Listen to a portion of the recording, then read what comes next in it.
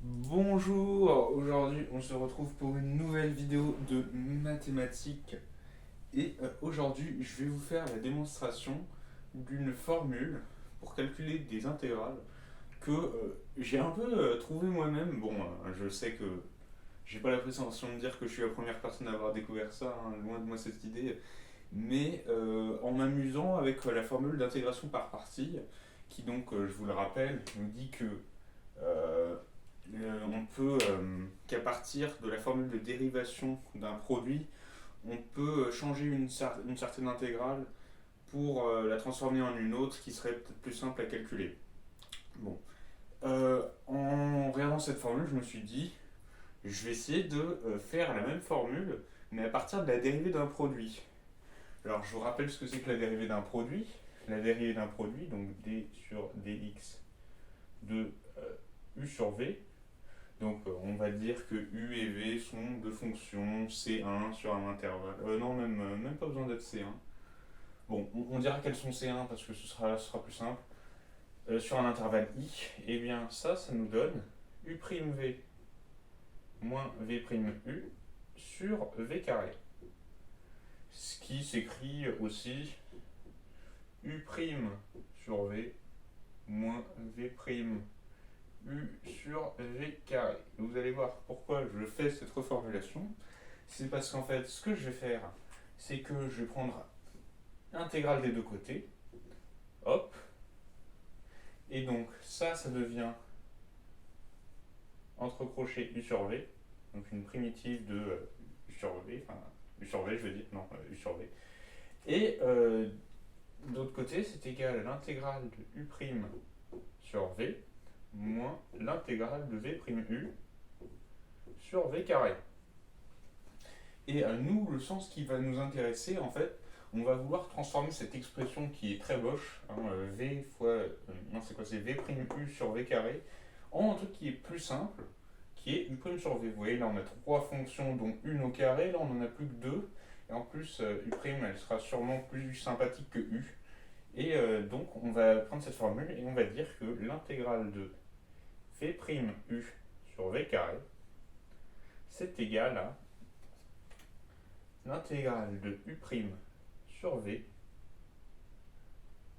moins, entre crochets, U sur V.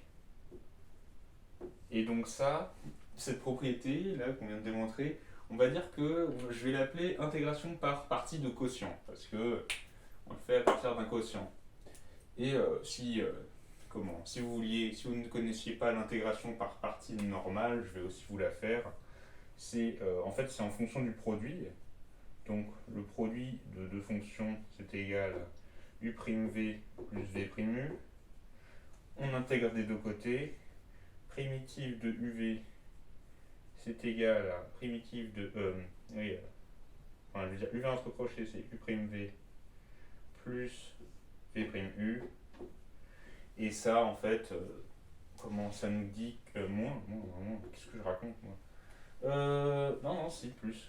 Bon, j'ai dit n'importe quoi. Et ça nous dit que l'intégrale de u'v, c'est égal à, entre crochets, uv moins intégrale de v'u. Bon, voilà, c'est ça l'intégration par partie. Et moi, à quoi j'ai pensé, c'est une formule en fonction du quotient. Et donc, c'est cette formule qu'on va utiliser dans deux exemples que j'ai créés, mais je me dis que peut-être un jour on pourrait rencontrer une intégrale qui puisse satisfaire ces conditions et dont cette propriété nous simplifie le calcul. De toute façon, avoir des propriétés en trop, c'est jamais mauvais, hein. Je veux dire, voilà. Donc, on va la noter dans un coin.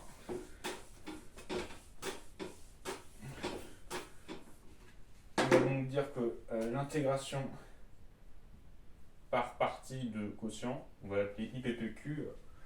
La formule sera donnée par l'intégrale de. Qu'est-ce que c'était déjà? C'était V'U sur V carré qui est égal à U' sur V moins U sur V. Ok. Et on va voir ça dans deux exemples. Premier exemple, exemple 1, ça va être l'intégrale de 0 à 1 de x fois e de x sur 1 plus e de x au carré. Alors, si vous êtes en terminale, cette intégrale, elle peut faire un peu peur. Alors, j'ai pas beaucoup réfléchi à la question, est-ce que ça se fait autrement? En fait, ça doit se faire très bien par changement de variable, je veux dire poser u égale 1 plus e de x et après conclure vite fait. Mais en terminale, on n'a pas accès au théorème du changement de variable, donc on va faire autrement. Et bon, ça doit se faire sans ma propriété, mais vous allez voir que c'est un bel exemple d'application. Alors là, qu'est-ce qu'on va faire? Il faut reconnaître ce qu'on veut. Alors bon, là c'est un peu évident, notre v, ça va être 1 plus e de x, là, au carré, parce que vous voyez qu'il est au carré. Et notre u, donc je veux dire, si je dérive 1 plus e de x, ça me donne quoi? Ça me donne e de x. Donc là j'ai bien mon v', hop, et du coup il reste une fonction x, x ça va être u en fait.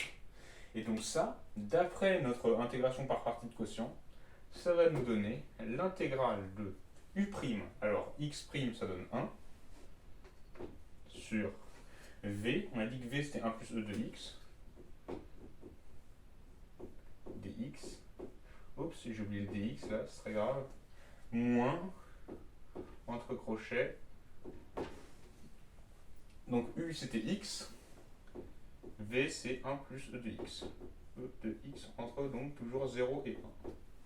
Bon, la première intégrale, on va la simplifier, parce que dans l'état actuel des choses, elle est un peu compliquée, c'est un peu compliqué d'y trouver une primitive. Donc qu'est-ce que je vais faire? En fait, je vais multiplier en haut et en bas, donc numérateur et dénominateur, par e de moins x. Pourquoi est-ce que je fais ça?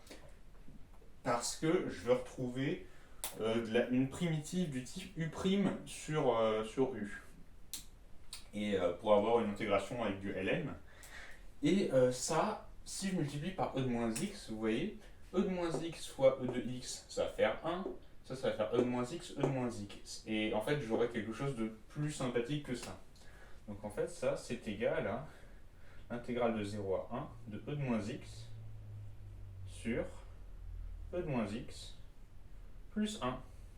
Et donc on va calculer dx, hein, il ne faut jamais oublier. Moi, j'ai tendance à beaucoup oublier de mettre le dx. C'est pas bien. Et donc le moins, oups, oula, le moins là, donc on prend x quand le crochet vaut 1, ça fait x sur 1 plus e de x, donc moins 1 sur 1 plus e, ok, et en 0, bah évidemment ça vaut 0, hein. 0 sur 1 plus 2, 1 plus 1, ça vaut 0. Et là, qu'est-ce que je vais faire? La petite astuce, pour trouver une primitive là, on est presque sur du u sur u'. Parce qu'en fait, si je dérive ça, ça va me donner moins e de moins x. Et là, j'ai pas moins e de moins x, j'ai juste e de moins x. Ben, c'est pas grave. Maintenant, j'ai moins e de moins x. Mais comme j'ai pas le droit de faire ça, je le mets aussi à l'extérieur. Donc comme ça, j'ai compensé. Et donc ça va me donner ln de 1 plus e de moins x entre 0 et 1 moins 1 sur 1 plus e. Voilà. Et bon, ça, maintenant il ne me reste plus qu'à le calculer. C'est ln de 1 plus e de moins 1. Oula, attendez, je crois qu'il manque quelque chose. Non, il manque rien. Je me trompe. Ah oui, bah oui, bien sûr, il ne faut pas oublier le moins. Le moins, il est là. En fait, ça va me donner donc moins ln de 1 plus e de moins 1 plus ln de 1 plus e de 0, donc ln de 2. Donc ça, c'est égal à...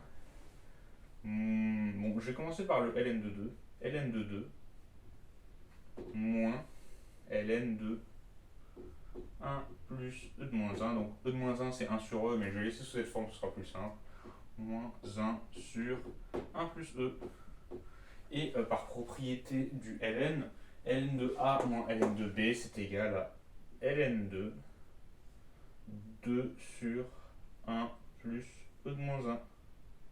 hop, ça c'est un E, hein. Moins 1 sur 1 plus E. Et voilà, on a résolu notre première intégrale, on a trouvé la première valeur grâce à notre petite propriété qu'on vient de créer. Donc voilà, c'était le premier exemple pour lequel cette technique d'intégration est judicieuse. Alors pourquoi est-ce que cet exemple m'est venu à l'esprit? Il me semble que cette formule peut être utile dans le cas de quotient de fonctions exponentielles multipliées par du polynôme, parce que l'exponentielle se dérive très bien, et en fait ça va rester quasiment la même chose en bas et en haut, et ça va en général, je pense, nous permettre de fréquemment pouvoir utiliser cette propriété. Voilà. On passe au deuxième exemple.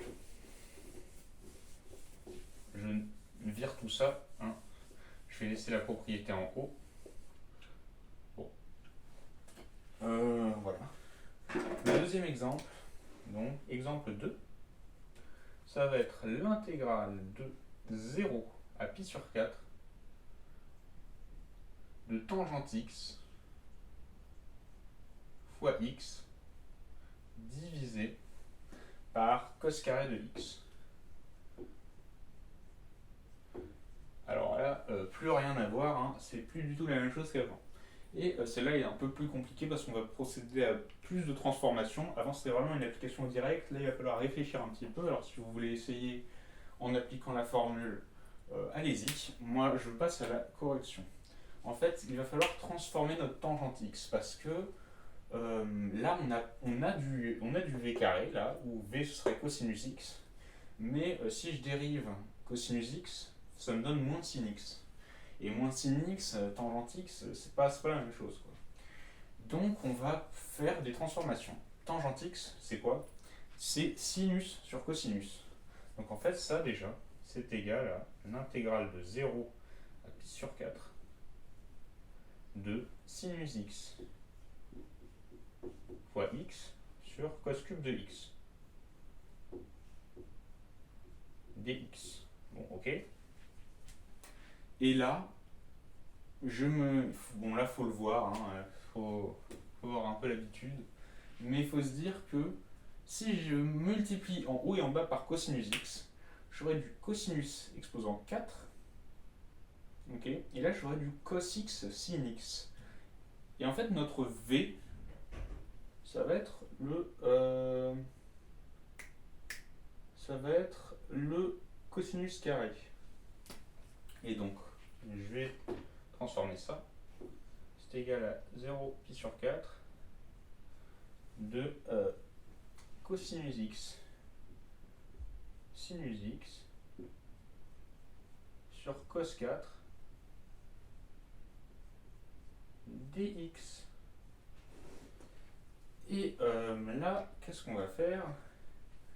On va multiplier par moins 2 en haut et en bas. Parce qu'en fait, si je dérive cos carré de x, ça va me donner 2 cos x fois moins sinus x. Et donc là, pour avoir ça dans le numérateur, il manque du moins sinus x et du 2. Donc on va multiplier par moins 2 en haut et en bas. Donc en fait, ça, c'est égal à moins 2 fois ça.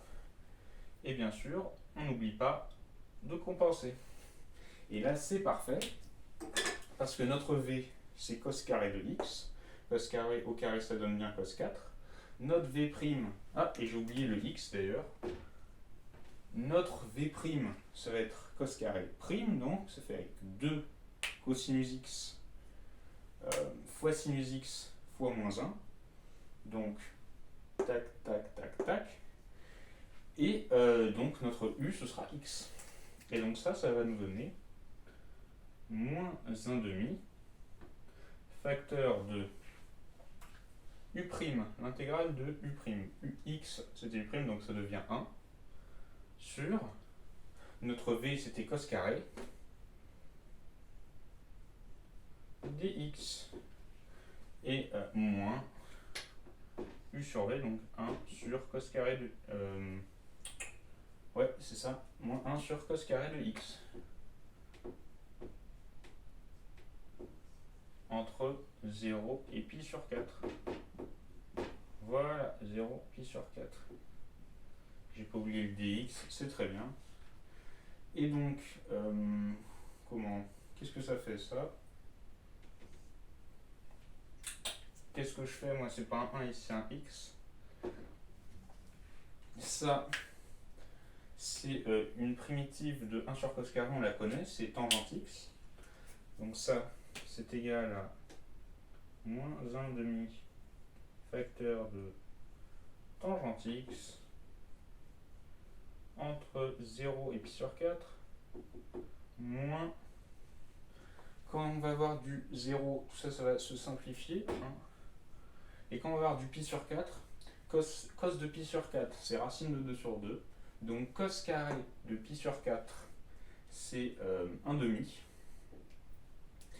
Et donc, pi sur 4 sur 1 demi, c'est pi sur 4 fois 2, c'est pi sur 2. Donc moins pi sur 2.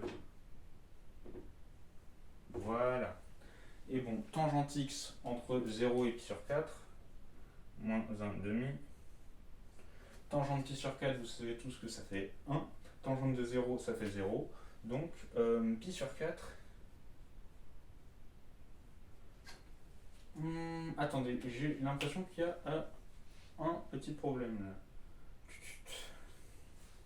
Pi sur 4 divisé par 1 demi. Ça va me donner. Tangente pi sur 4. Ah bah non, et je dis n'importe quoi. C'est juste moi qui écris n'importe quoi. Excusez-moi. C'est donc 1 moins pi sur 2. Et donc ça, si vous voulez le développer, hein, ça me donne moins 1 demi plus pi sur 4. Et voilà, on a résolu le deuxième exemple. Donc voilà. Alors, ça va être fini pour maintenant.